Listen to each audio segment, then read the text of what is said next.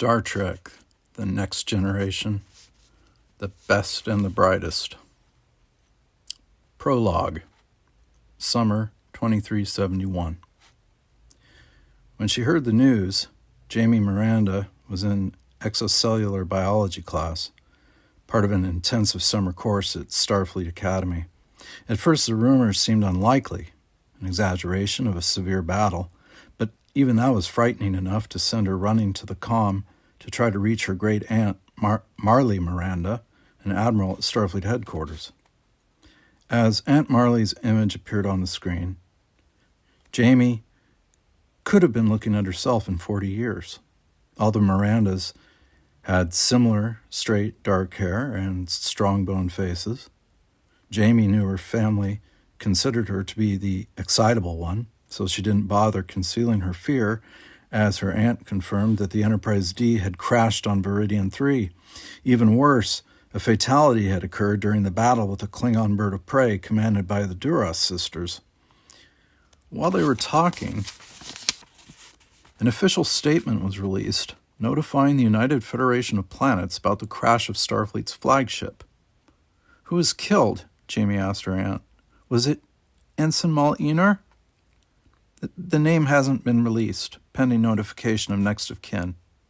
Before Jamie could insist, her great-aunt added, I don't know, Jamie. How long before you find out? She asked, feeling frantic inside. It's been hours since the crash. As soon as I hear, I'll call you, Marley assured her, looking concerned herself. Jamie managed not to panic as her aunt signed off. Instead, she tried every trick she knew to get a hold of Mal via the starship Farragut or one of the other starships assigned to the salvage and rescue of the Enterprise crew. But over 1,000 crew members had been on board the Enterprise, and Starfleet was requesting that only family members contact Viridian 3. Later that evening, another cadet poked her head into Jamie's room, interrupting her efforts. Jamie glanced at the chrono, hardly able to believe that this time yesterday, Mal and the Enterprise had been perfectly all right. Did you hear? The cadet asked her. Jamie was nodding, but the cadet added in a hushed voice, They're saying that the crew member who was killed was someone we know from the Academy. Jamie couldn't even answer, choked with the same foreboding she'd had for weeks. Ever since Mal had told her about Jadzia Dax. Dax, an old friend of Mal's from the Initiate Institute, had been forced to return to the Trill homeworld because of a serious symbiont malady. Jamie had been studying Trill physiology ever since she met Mal, fascinated by the joint humanoid and symbiont species, yet fearful of the many things that could go wrong with the delicate balance. But this Mal killed during a battle with the Klingons? It was unbelievable. What, barely 4 weeks ago, they were vacationing in Ramizad. Jamie kept trembling with suppressed agony and rage, afraid that it would be true that Mal was... Jamie got on the comm again, determined not to quit until she spoke to someone who could officially confirm that Mal Enor was alive.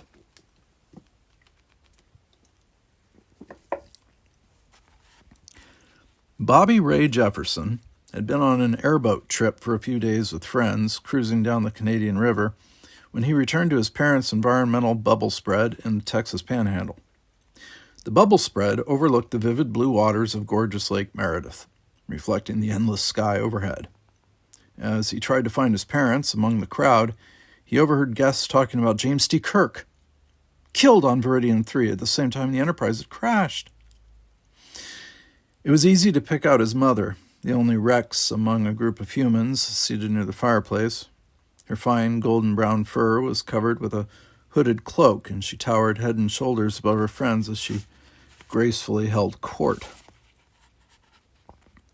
Darling, his mother called, gesturing him closer.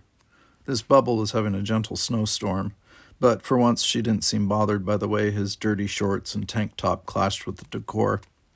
You know people on that starship, don't you? Sure, he agreed, knowing his mother loved having a direct connection to things.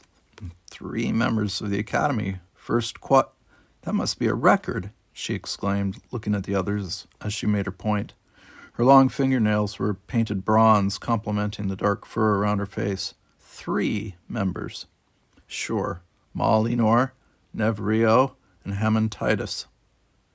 One of the guests, a young Castellane who had been trying to catch his eye, asked, "Aren't you worried about your friends?"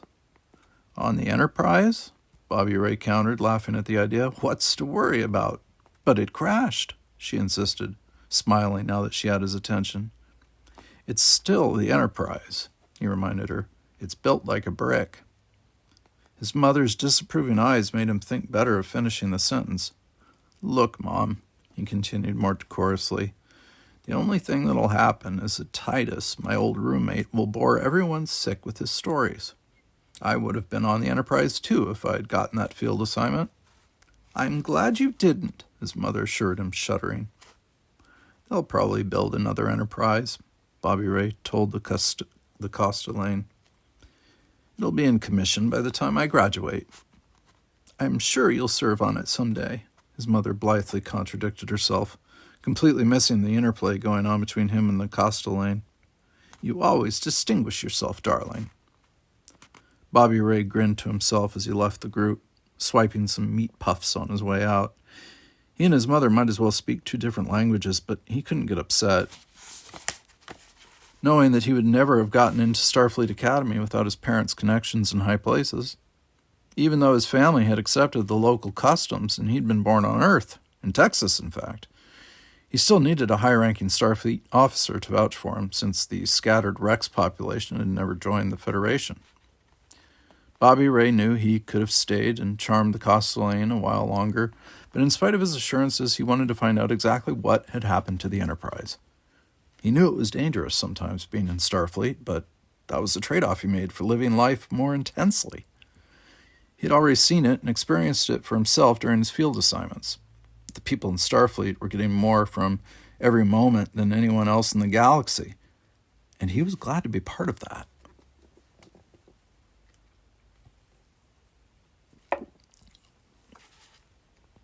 Starsa found out about the Enterprise while she and some fellow cadets were backpacking through the 6 inhabited planets of the Rigel system. They all heard the news shortly after disembarking from their transport, standing in the Stargazer lobby of Starbase 34 with their gear piled haphazardly around them. Starsa, like the others, quickly accessed the communiques waiting for them at the starbase. Jamie hadn't sent a message, which was strange. Usually Starsa got all her inside information from Jamie, who would surely know the identity of the crew member who had died on board the Enterprise.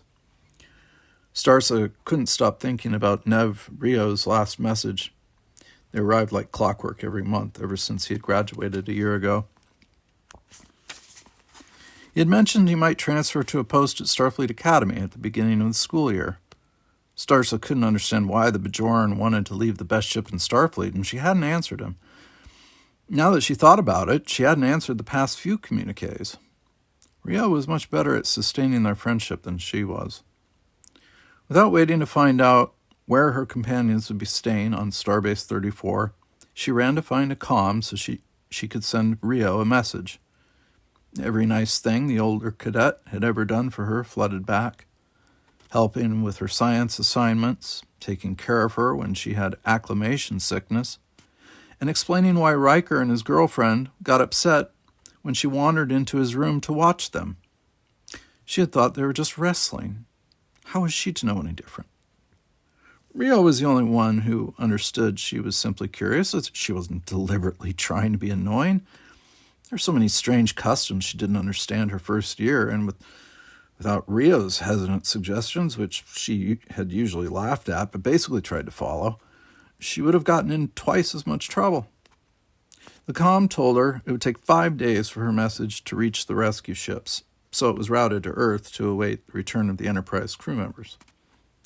Starsa checked her passage back to Earth, departing early the next morning. It would take nearly a week to return, but with some creative juggling, she still might make it before the rescue ships returned to Starfleet headquarters.